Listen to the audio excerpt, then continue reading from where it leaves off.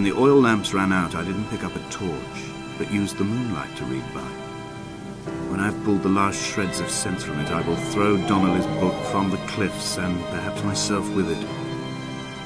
Maybe it will wash back up through the caves and erupt from the spring when the rain comes, making its return to the hermit's cave.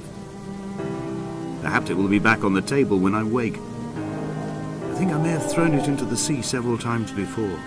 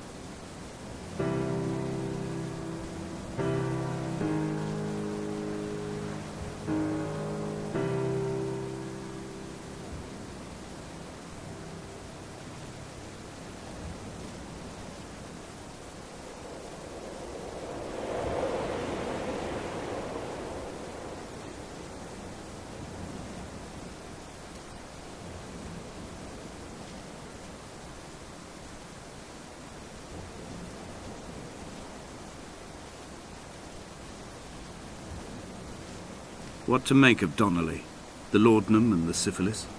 It is clearly not how he began, but I've been unable to discover if the former was a result of his visiting the island or the force that drove him here. For the syphilis, a drunk driver smashing his insides into a pulp as he stumbled these paths, I can only offer my empathy. We're all victims of our age.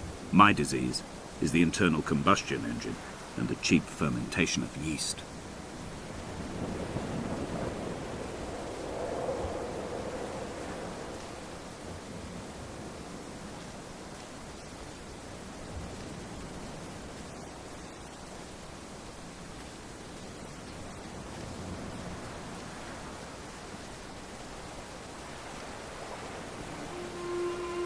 They found Jakobsen in early spring. The thaw had only just come. Even though he'd been dead nearly 7 months, his body had been frozen right down to the nerves and had not even begun to decompose. All around him small flowers were reaching for the weak sun. The goats had adjusted happily to life without a shepherd and were grazing freely about the valley. Donnelly reports they hurled the body in fear and disgust down the shaft, but I cannot corroborate this story.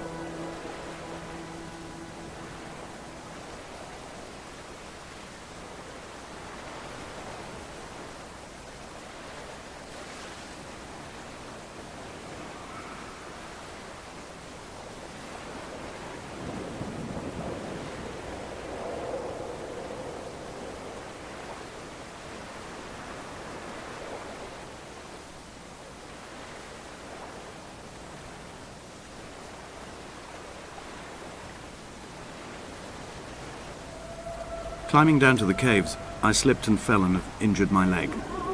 I think the femur is broken. It is clearly infected. The skin has turned a bright, tight pink, and the pain is crashing in on waves, winter tides against my shoreline, drowning out the ache of my stones. I struggled back to the bothy to rest, but it has become clear that there is only one way this is likely to end. The medical supplies I looted from the trawler have suddenly found their purpose. They will keep me lucid for my final ascent.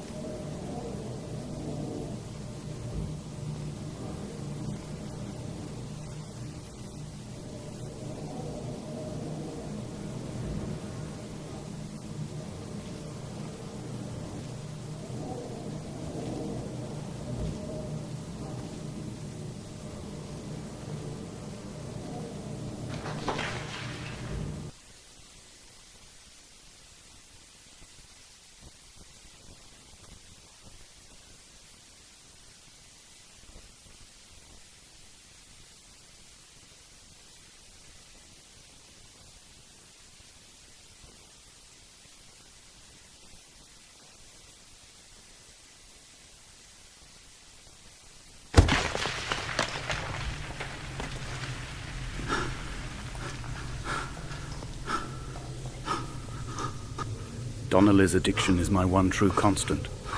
Even though I wake in false dawns and find the landscape changing and flowing inconstantly through my tears, I know his reaching is always upon me.